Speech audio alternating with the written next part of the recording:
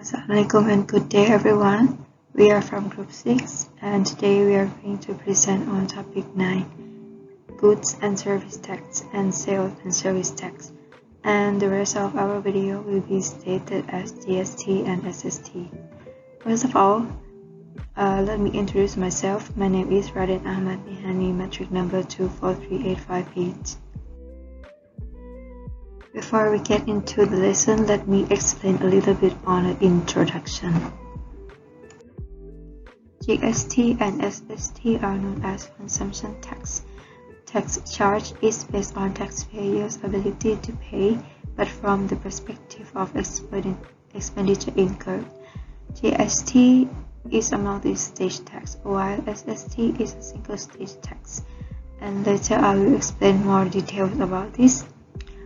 These two kinds of tax are administered by Royal Malaysian Customs Department, and history starts in 1972 when the first consumption tax, which is sales tax, was introduced, following by the service tax in 1975, and the sales and service tax was replaced by the GST in April 2015.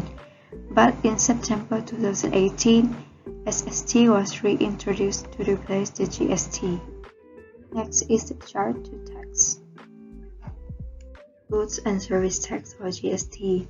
GST is a multi-stage tax which is imposed on goods and services at every production and distribution stage. And for tax treatment, GST is paid or to be paid as input tax on the purchase or acquisition of goods and services by a person, and GST is paid or to be paid as output tax on the sales of goods and services which is borne by a person. GST shall be levied and charged on the taxable supply of goods and services made in the course of furtherance of business in Malaysia by a taxable person, and a taxable supply can be either standard rated or zero rated supply. Types of supply. Supply means all forms of goods and services, including supply of imported services done for a consideration. And supply of goods involve the transfer of ownership of the goods. Supply of services include the granting, assignment, or surrender of any right, or the making available of any facility or benefit. And let's take a look on the first type, which is standard rated supply. It is a taxable supply of goods and services which is subject to a rate of 6%, and a taxable person who is registered for GST has to collect GST on the supply and is eligible to claim input tax credit on his business inputs in making taxable supplies. Example of standard rate supply are local supply of goods and services such as sale of commercial properties and furniture. Second, zero-rated supply. It is a taxable supply of goods and services which is subject to GST at 0%. The businesses do not collect any GST on their zero-rate supply, but are entitled to claim credit on business inputs used in making these taxable supplies. Example of zero-rated supply are essential products such as basic food items, electricity up to 300 units, treated water for domestic consumption, and essential medicine. Third one is exempt supply. It is a supply of goods or services which is not subject to GST. The businesses do not collect any GST on their supply and are not entitled to claim credit on their business inputs. Example of exempt supply are private healthcare and education, residential properties, mass public transportation, and financial services. The last one is supply not within the scope of GST. It is a supply which does not fall within the charging provision of the GST legislation. Example of this supply are non-business transactions, sales of goods from a place outside Malaysia to another place outside Malaysia, employment income and penalties, and the provision of services by the government is also out of scope. Time of supply. It is where the supply is regarded as taxable supply made in Malaysia. The taxpayer needs to establish the time when the supply is made and report the GST in the correct taxable period to Royal Malaysian Customs Department. And based on the Section 11 subsection 2 of Goods and Service Tax Act 2014, the time of supply of goods shall be first at the time of removal of the goods if the goods are to be removed, second at the time when the goods are made available to the person to whom the goods are supplied if the goods are not to be removed, and the last one where goods being sent or taken on approved or sale or return on similar terms are removed before it is known whether a taxable supply will take place.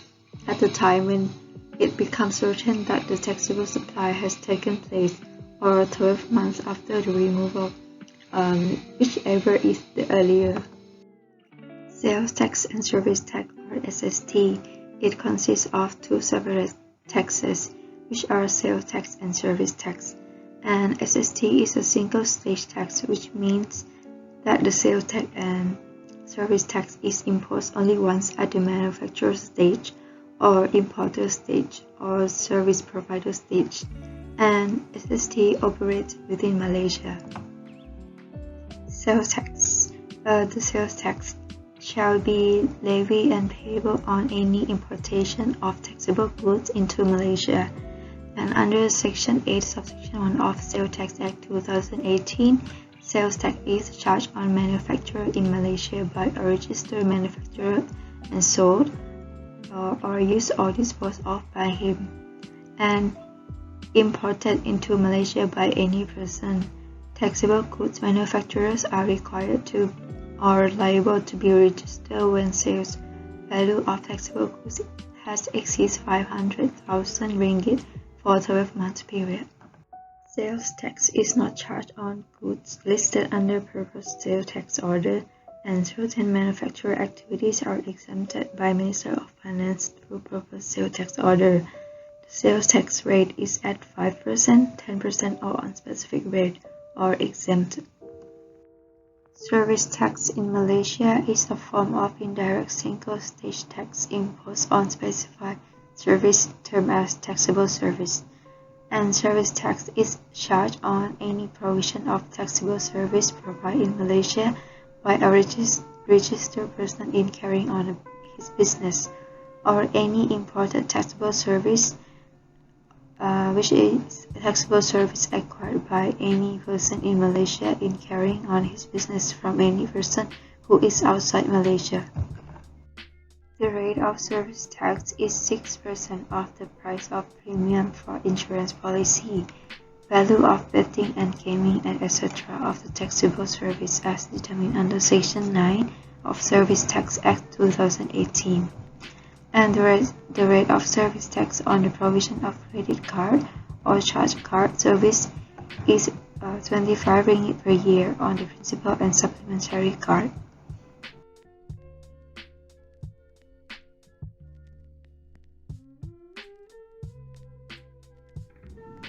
Good day everyone, my name is Keshita Naidu, matrix number 264593, and I will be presenting 3.0 taxable person. So taxable person can be divided into two, which is taxable person under GST and taxable person under SST. So what is a taxable person? Taxable person is a person who carries on any business and who is registered or required to be registered under the GST or SST Act. Any person who engages in economic activity, including trade and commerce, is treated as taxable person.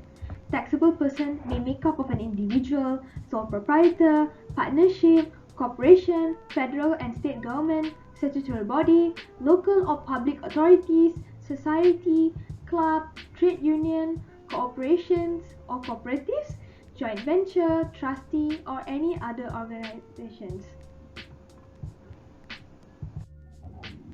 So based on Section 19 of the Goods and Service Tax Act 2014, any person with the total value of taxable supplies based on standard rated and zero rated will be considered as a taxable person. They should also have a taxable turnover for a 12 month period above 500,000. To add on to that, a resident of Malaysia but performs services outside Malaysia in the course of their business may also be required to register for GST. Likewise, if a resident outside Malaysia with businesses here, they will also be required to be registered under the GST Act. However, if a taxable turnover does not exceed 500,000, you have the option to register voluntarily. It will give you, a person who has to be registered, a benefit of being able to claim back whatever GST that you have been paid on inputs for your business. So as we all know, previously we used the GST system, now we use the SST system. So who needs to pay for SST? So the businesses that perform their activities in Malaysia and internationally will have to pay the SST if they exceed a particular annual income threshold. So this threshold is set to an amount of 500,000. The person will also have to be engaged in the manufacturing of taxable goods. The threshold for operators of food and beverage businesses would be RM 1.5 million. The businesses that were already registered with GST will not have to be registered for SST, as their data will be transferred and create the SST Malaysian registration. So based on Section 3 of the Sales Tax Act 2018, what makes a taxable person liable to pay SST? Obviously, a manufacturer. So what is a manufacturer? Manufacturer is a person that is involved in conversion of organic or inorganic materials by manual or mechanical means that makes it into a new product by changing the size, shape, composition, nature or quality of such materials, and includes the assembly of parts into a piece of machinery or any other products. Besides that, in relation to petroleum, for example, any processes of separation, purification, conversion, or refining or blending of petroleum makes them a manufacturer. Besides that, a manufacturer of taxable goods is liable to be registered at the following time, where at the end of any month, where the total sale value of all their taxable goods in that month and also the other 11 months immediately preceding has exceeded 500,000. The other point where they will need to be liable to be registered is when at the end of the month, where the total sale of all the taxable goods and also other 11 months, they know they will exceed 500,000, so they will be liable to be registered under the SST Act. Besides that, a manufacturer who carries out subcontractor work with threshold exceeding 500,000 per year is liable to be registered under the SST Act, and there are special rules for registration under the transitional period from the previous taxation, which is GST, to the sales tax system as provided in the transitional provision. With that, that's all from me for the taxable person part. I will pass to the next presenter. Thank you. So what is tax return? Tax return is a set of form filled with the tax liability that report income, expenses and other relevant information of tax. And this allow the taxpayer to calculate their tax liability and schedule the payment or request a refund for the overpayment of taxes. And the taxpayer should account for the tax return and provide it to the DG of IRBM within a month of the end of taxable period. In here, the taxable period for SST is every 2 months and standard taxable period is 3 months for GST. So as mentioned in the Act here, every taxable person shall, in respect of his taxable period, account for the tax in a return as may be prescribed, and the return shall be furnished to the Director General in the prescribed manner, not later than the last day of the month following after the end of his taxable period to which the return relates. So after furnishing the return, the taxpayer shall pay the DG on the amount of tax liability before the last day of which the date related to furnish the return. So these return are supposed to be paid whether or not there is a tax to be paid, and it can be paid by post to custom processing center, check or bank draft, and by electronic means of internet banking or FPX. So any person who fails to pay the DG the amount of tax due and payable commits an offence and shall be liable to a fine not more than 50,000 ringgit or imprisonment for a term not more than 3 months or both upon the conviction. So for the assessment, the Director General will have to assess the amount of SST or GST due and payable and the penalty payable, if any, by the taxpayer if he fails to apply the registration or furnish a return that appears to be incorrect or incomplete to the DG. So the DG will have to assess the refund made by the IRBM to the taxpayer, which is not supposed to be paid to him. So both the assessment will be notified to the taxpayer in writing, and this assessment by DG shall not be made more than 6 years from the date on which GST and SST was due and payable from the date on which the refund or tax was made. Thank you. Assalamualaikum and hello everyone. My name is Nurul Natasha binti Mashim. My entry number is 264963. So I will present on this part 5, collection, recover, refund and remission. Collection. So the first subtopic of collection is 5.11, collection of tax from person owing money to taxable person. So under the GST is section 14A, sales tax section 29 and service tax section 29 also. So in order to asking or collect the money from the person owing money to taxable person, the Director General can send a notice in writing requiring such person to pay for it or within such period, and the Director General may decide whether the money is enough or sufficient to pay the sum due and payable by the taxable person. Sum due and payable include such as accrued, penalty, fee or other money that are payable by taxable person. As I mentioned before, such person in sentence before, or person who owing money to taxable person under the section 48 clause 1 GST, section 29 clause 1 sales tax act and section 29 clause 1 service tax act. Person who owing money to a taxable person can be determined: A person owing money to the taxable person; B, a person who hold money on behalf of the taxable person; C, a person who hold money on behalf of another person to be paid to the taxable person; or D, a person who authorized by a person to pay money to the taxable person. This person, the tax authority can ask money or ask them to pay on behalf of the taxable person.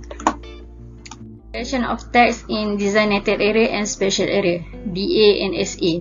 So Sales Tax Act and Service Tax Act 2018 is not applicable to taxable goods that are manufactured and taxable services that are provided in DA including SA, except for petroleum, and also unless it prescribed by the minister. So DA and SA are excluded from Malaysia, which means the tax treatment in Malaysia are not same to DA and SA. So designated area means Labuan, Langkawi or Tioman, while special area means any free zone, licensed warehouse, licensed manufacturing warehouse and joint development area in Malaysia. And there are situations where the taxable goods are not chargeable in according to section 15 for designated area, while section 57 for special area. So first situation is import into DAOSA, which means the good from China or Korea. Second, transport into DAOSA from Malaysia. When the goods come from Malaysia to DAOSA, it will get as transport. But if from DAOSA to Malaysia, it will regard as import to Malaysia. So the third one is transport between DAOSA, which means the selling or manufacturing done inside the DA area or SA area itself. And the last one, transport from DA to SA or SA to DA. For services, according to service tax, section 51 and section 53, the service tax will be not chargeable on any taxable service that are provided within or between DA or SA, or else DA to SA and SA to DA. Next, the service tax will be chargeable to the registered person who principal place of business located in DA or SA but provide service within Malaysia. Why it will be chargeable? Because it not provide the service also in DA or SA. The service tax will be chargeable to registered person who principal place of business located in Malaysia but provide service to DA or SA. Why it be chargeable? Because it not located also in DA or SA. The relevant cases is Ketua Pengarah Custom versus Kimbo Electronics Sdn Bhd. The issue is whether the defendant, Kimbo Electronics Sdn Bhd, bear the burden of sales tax and import duties on goods that are removed from, let's say, manufacturing warehouse, LMW, and whether the defendant bear the burden of sales tax and import duties that are underpaid. So the fact is, defendant buy the goods from two, let's say, manufacturing warehouse, which is Kimbo Electronic Manufacturing Sdn Bhd, KATM and Monotaste Audio Manufacturing Sdn Bhd, MASB. As we know, let's say manufacturing warehouse is stated under the special area, and taxable good or taxable service will be paid by the registered person, and in this case the registered person is KATM and MASB. So both KATM and MASB have given guarantee to pay any short paid import duty, sales tax on goods that were manufactured or removed from the local market. So the decision is defendant was not liable to pay sales tax in respect of goods that are removed from, let's say, manufacturing warehouse, but the one who liable is KATM and MASB. And defendant also not liable to pay underpaid payment because the custom is referring to two invoice that are not reliable to be referred. 5.2 recover. So the first subtopic for recover is 5.2.1, recovery of tax as a civil debt. So section 46 of GST, section 28 of sales tax, and section 28 of service tax say that the taxable person is responsible to account to the authority the amount of service tax payable and to make payment of service tax accordingly. When the taxable person failed to do so, in cases of default, there are provisions under the Act to empower the authority to recover such service tax penalty such as or other money from the taxable person. Where an invoice that show a provision of taxable service or good as having taken place on the service or good should be recovered from the person who issued the invoice and amount equal to the amount shown in the invoice. It means that the authority can recover the tax from the person who issued the invoice and amount equal to the amount shown in the invoice. And this is applied when the invoice is invoice issue under section 21 or 22 for service tax and Sales Tax Act or Section 33 for Goods and Service Tax Act. Point 2. Recovery of tax before payable from person about to leave Malaysia.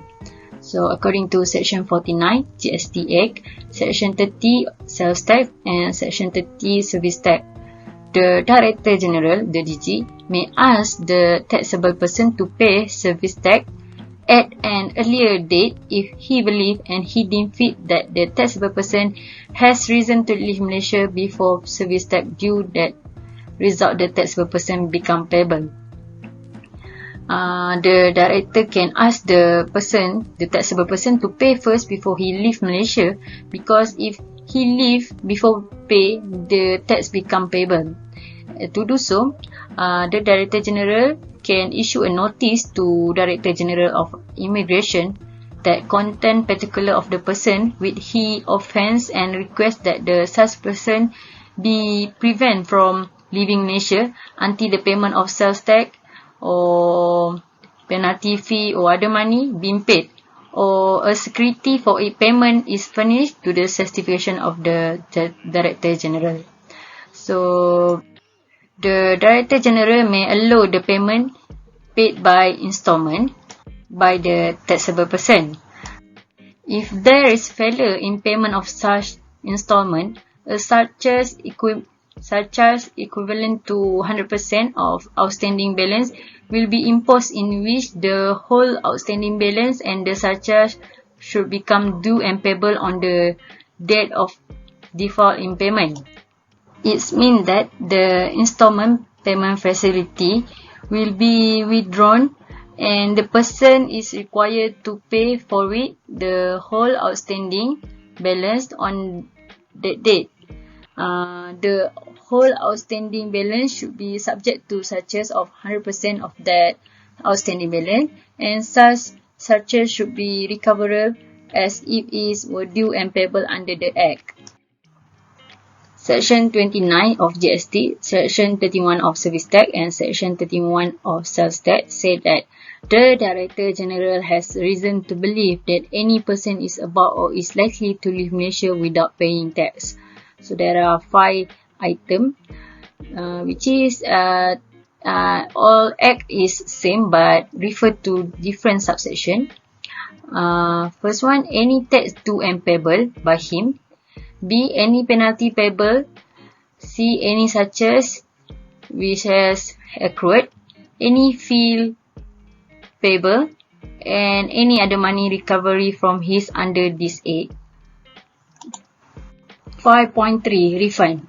5.3.1 the first subtopic, exemption and refund authority of the minister. Under the Section 56 Clause 1 GST Act, Section 35 Clause 1 Sales Tax and Service Tax, Section 34. In regard to this, directly subject to any condition that minister deem fit to impose the refund, minister can give refund either the whole or any part of the tax with or without the penalty paid to any person or class of person. In this respect, any person intending to seek a refund of service tax or penalty is required to apply in writing to the minister, meaning that the person who want to get a refund from the authority need to write a letter or in writing to the minister. 5.3.2 Claim for refund of tax in relation to bad debt. Under Section 15.8 of GST, Section 36 of Sales Tax and Section 35 of Service Tax, the registered person or a person who has ceased to be a registered person can make a claim for bad debt from the Director General if these two conditions is met, which is the first one is the whole or any part of the tax payable to such person to the registered person has been written off in their account as bad debt, and the DG is certified that all the reasonable effort have been made by such person to recover the service tax. So the registered person can make claim of bad debt within 6 years from the date the service of sales tax is paid by the registered person. And then the Director General may refund the whole or any part of the tax after being certified that the person has properly established the claim. If the registered person has not received the whole or any part of such payment after 6 months from the date such tax was paid by him, according to General Guide Service Tax 2018, paragraph 117, a refund of the whole or any part of the tax paid in respect of taxable service subject to condition and certification of the Director General as follow, meaning that the Director General may allow a refund to the registered person if tax has been paid, the whole or any part of the service tax payable has been written off in his account as bad debt, he has not received any payment in respect of the provision of taxable service from the debtor, and last, reasonable effort has been made by him to recover the service tax. Paragraph 127 said that the Director General of Custom may disallow any refund if first the record or any document that was submitted is untrue or incorrect, and for any other reason for the purpose of protection of revenue. 5.3.3 Payment of tax short paid or erroneously reimbursement, meaning that the Director General can ask for a refund from a person who pay less tax or erroneously reimbursement than the actual amount to him. According to Sales Tax Section 38 Clause 1, Service Tax Section 37 Clause 1, the Director General shall demand any person to pay the tax such as penalty, fee or other money, or to pay the deficiency tax such as penalty, fee or other money, or to pay the refund erroneously paid to him. And the demand from the Director General must be made within 6 years from the date the tax or other money was payable, or the deficiency tax such as penalty, fee or other money was paid, or at the time the refund was made. 5.3.4 Reimbursement of tax or penalty overpaid or erroneously paid. This chapter is opposite from the previous chapter, the short paid, which is this time the person is the one who claimed the money from the authority tax authority or the Director General.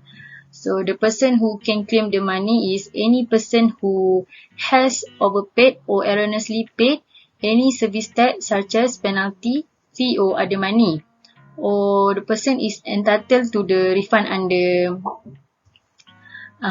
Section 34 Clause 6 or Section 40 Clause 3 of Service Tax Act, Section 35 Clause 6 or Section 41 Clause 3 Sales Tax, and under all GST Act 2014, but not only on Section 10, Section 17 and Section 18. So the claim of refund can be made within 1 year from the time such exemption granted by the Minister of Finance, or overpayment being made, or erroneous payment occur, or such approval of remission given. Like previous subtopic, the claim of refund can be made by the Director General within 6 years, but this one within 1 year if the person want to claim from the Director General.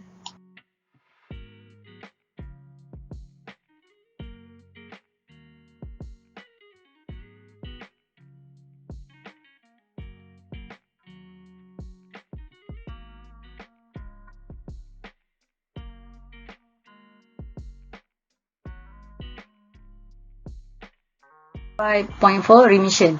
So the first remission by the Minister of Finance, which is under Section 16.2 Clause 1 GST Act, Section 41 Clause 1 Sales Tax, Section 40 Clause 1 Service Tax, where the Minister of Finance may remit the whole or any part of the tax due. So the second one is remission by the Director General, which is same as the remission by the Ministry of Finance, but in different subsection.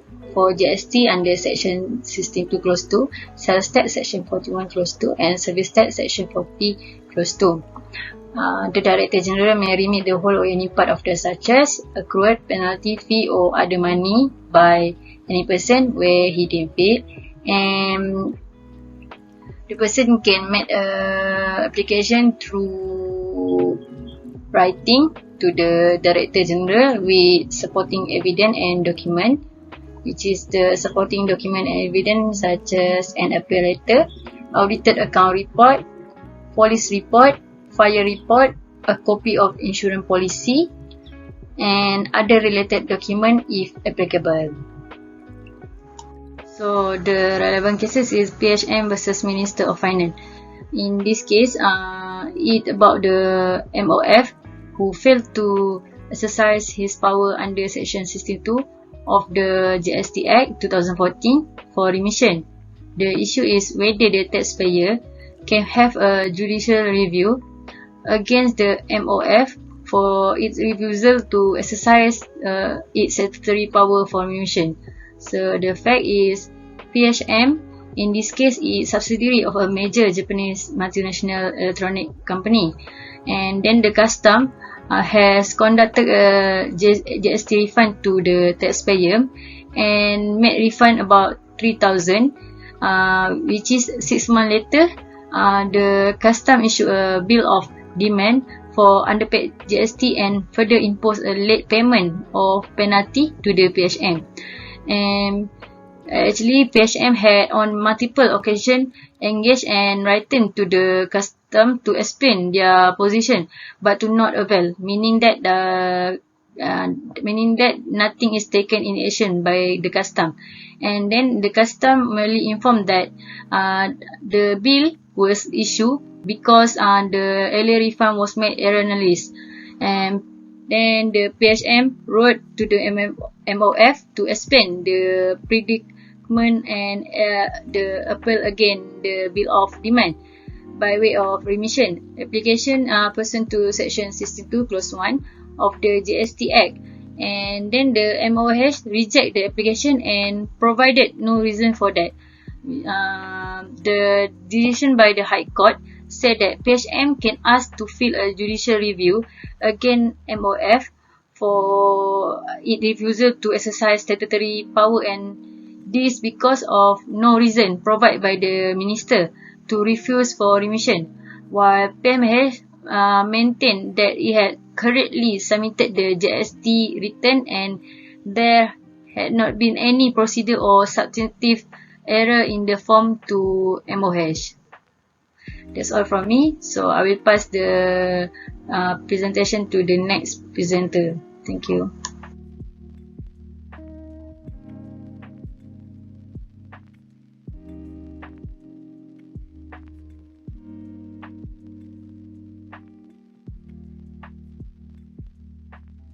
Assalamualaikum warahmatullahi wabarakatuh. My name is Muhammad Syafiq bin Abdul Rahim, metric number 264310.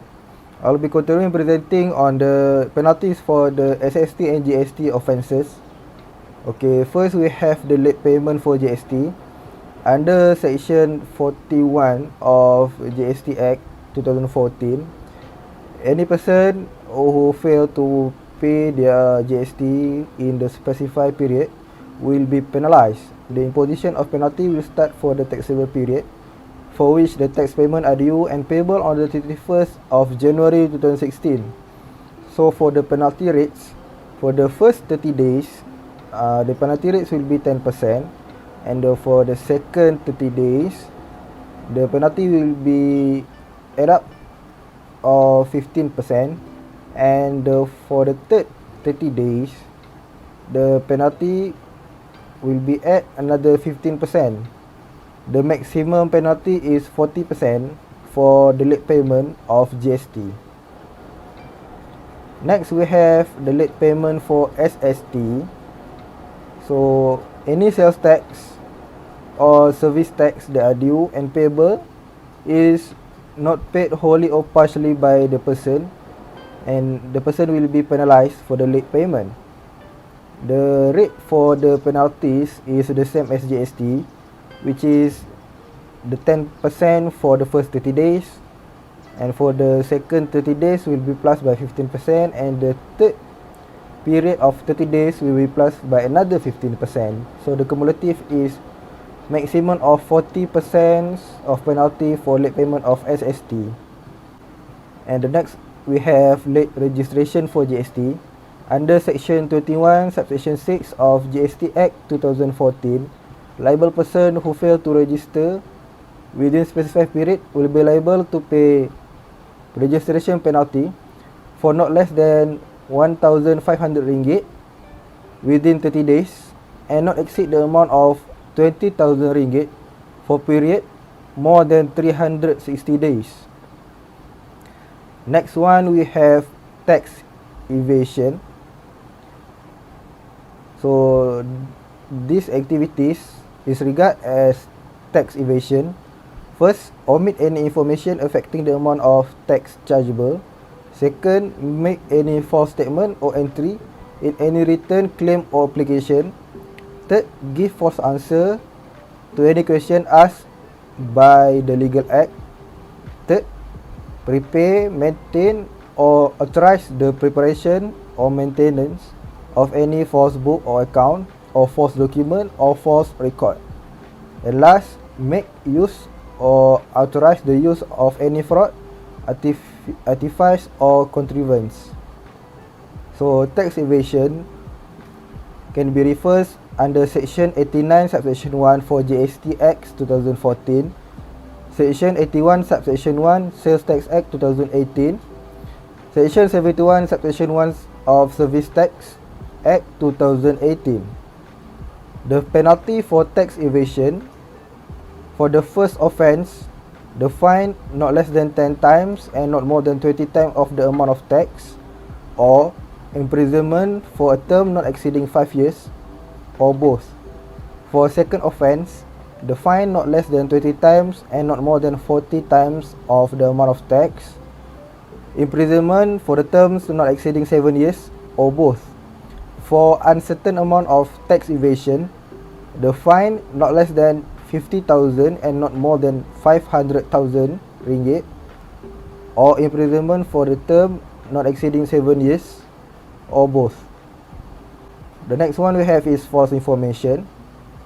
So the first activity is makes an incorrect return by omitting any information from the return.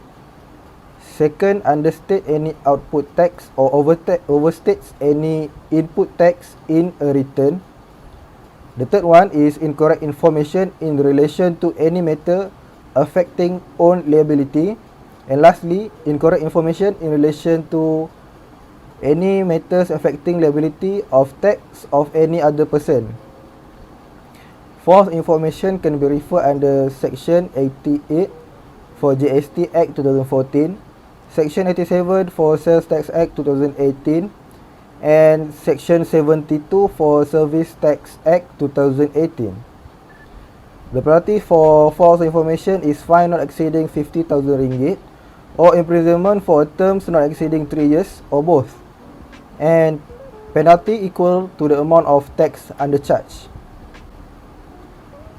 Next we have offence by authorized and unauthorized person. The first one we have is obstruction. We can refer to section 92 GST Act 2014, also section 92 Sales Tax Act 2018, and section 77 of Service Tax Act 2018.